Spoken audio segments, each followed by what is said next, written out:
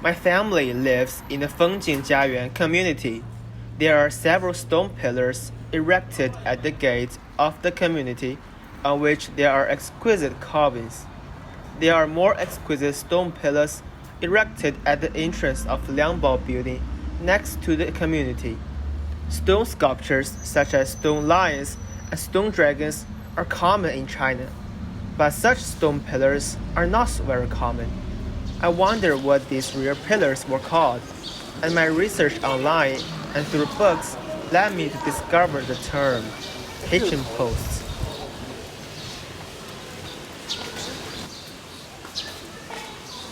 Hitching posts, also called Hitching stone, is a folk stone carving style widely spread in the villages of Weinan District, Shaanxi Province. Traditional hitching posts are generally 2 to 3 meters high, with the same width and thickness ranging from 20 to 30 centimeters. Hitching posts usually stand on both sides of the gate, and the rich household owners will carve exquisite patterns on them.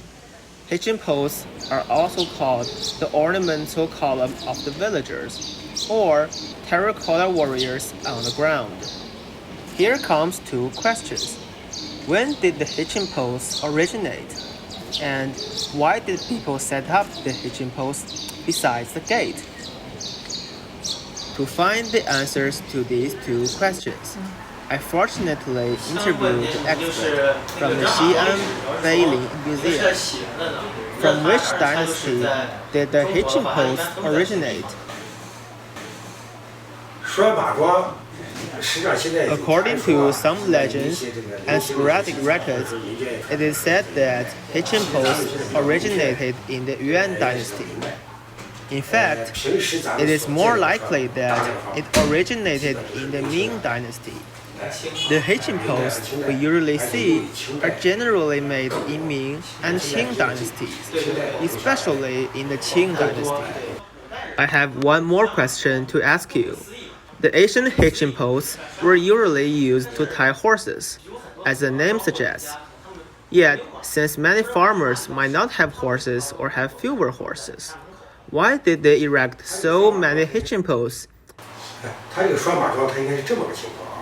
Hitching posts are made for some reasons. First of all, it serves to tie the horses, and regardless of merchants or transportation needs, people will have use for horses. After dismounting the horses to do other stuff, the horses must be held in one place. The horses like running around, so hitching posts are needed to tie the horses to prevent them from running away. Slowly, this practical function evolved into a decorative one. The hitching post, as a shelf for the washbane, must be beautiful. You cannot just put a crude stone there to tie the horses, because it must be beautiful.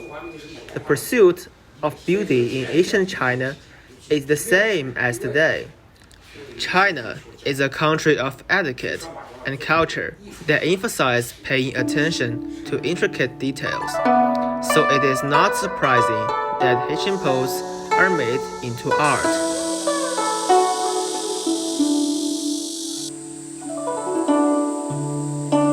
At present, the Guanzhong Folk Art Museum is the institution with the largest collection of hitching posts. So my journey of exploring hitching posts began here.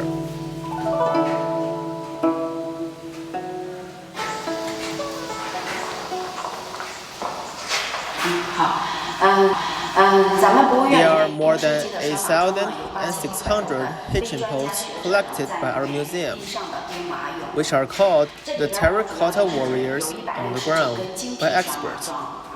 They are the most representative 169 hitching posts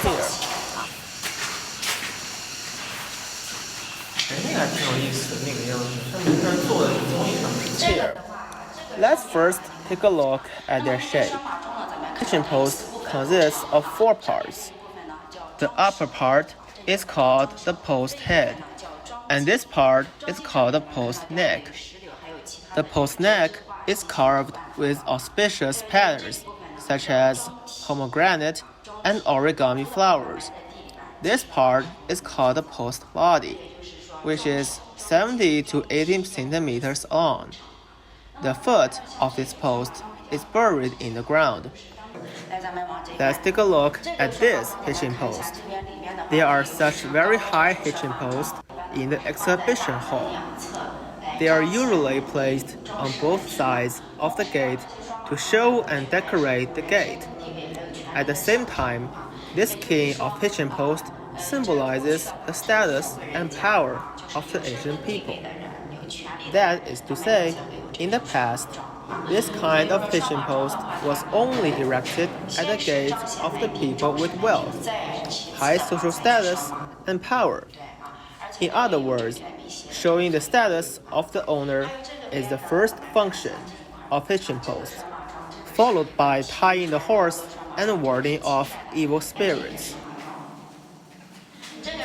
Let's take a look at the innermost post. There is an inscription on this post. It was made in 1959, the 9th year under the Xi'an Emperor's governor. This kind of hitching post was very rare in the past, and it was only erected at the bank entrance. It was the signboard and advertisement, which was hoped to bring fortune and wealth. It is equivalent to our current parking space at the door of the bank. This is a woman holding a bottle hitching post. The pronunciation of the bottle is the same as that of safety in Chinese. In the past, women stayed at home while men generally fought outside. Therefore, through putting these hitching posts on both sides of the gate, women prayed for their husbands or family members to come home safely. Two persons are carved on the post head, who are Han Shan and Shi De from Tang Dynasty. Because they are good friends, they are called two immortal of harmony, which symbolizes harmony and friendship. Next, look at the hitching post. What makes it precious? There are inscriptions on it. The hitching post was made in the 19th year under the rule of Qianlong Emperor, which was the year 1754. The hitching post with inscriptions are very precious because they can provide an important reference for archaeologists. This hitching post made in Tang Dynasty. The Western barbarians in ancient China are good at riding and shooting, brave and good at fighting. This person lifts a lioness in the right hand, holds an iron chain in the left hand to which the lion is tied. He has a high nose and big eyes and wears a round hat with a pointed top on his head. This hitching post also provides the historical testimony of the multi-ethnic existence and cultural exchange and integration in this dynasty. There is something special. We can see a monkey on the hand of this hitching post, an adult monkey. This monkey is eating the peach held by his hands, and the peach means longevity in Chinese culture. We can also see a baby monkey on his back. According to its pronunciation in China, the carrying a monkey on the other monkey's back means being senior officials from generation to generation.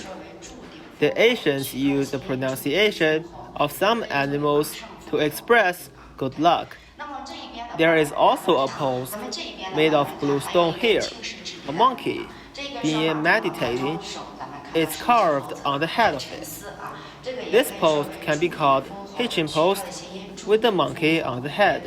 According to its pronunciation in Chinese, it can express the hope of destined to be senior officials, or becoming senior officials immediately. The hitching posts here are made of a different material compared to the previous ones, so the carving techniques are also different.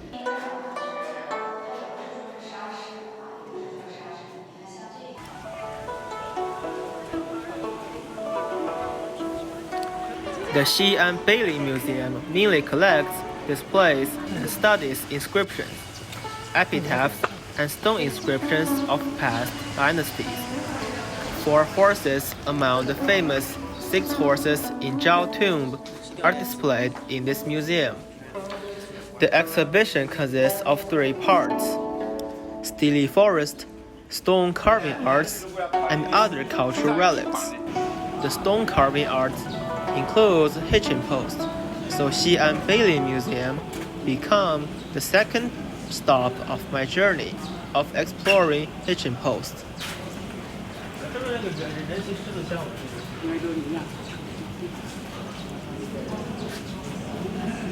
The lion and people riding on lion are the most common post head carvings in Xi'an Beilin Museum, having different shapes and being lifelike.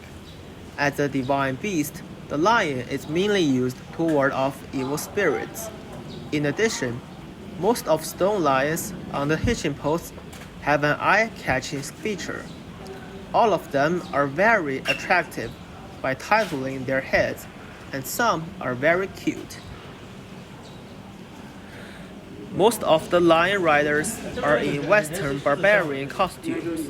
Why were the Western barbarian instead of 2 Han people carved on the hitching post in front of the door of the Han people?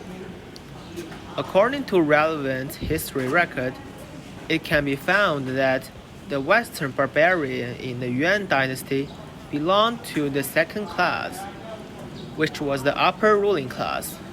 In contrast, the general Han people belong to the 3rd or 4th classes, which are the ruled class.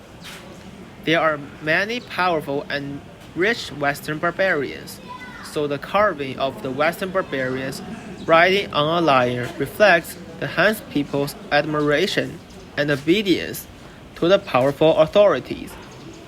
However, although most Western barbarians' images are powerful, some official depictions contain many jokes, portraying them as funny and ugly, showing the Han people's contempt for the Western barbarian deep in their hearts.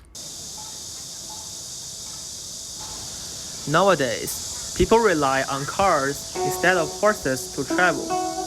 But because the hitching posts are exquisite in shape and have great appreciation value, and at the same time have the functions of warding off evil spirits and praying for good luck, they are still loved by people and have become a fixed symbol in Chinese courtyards.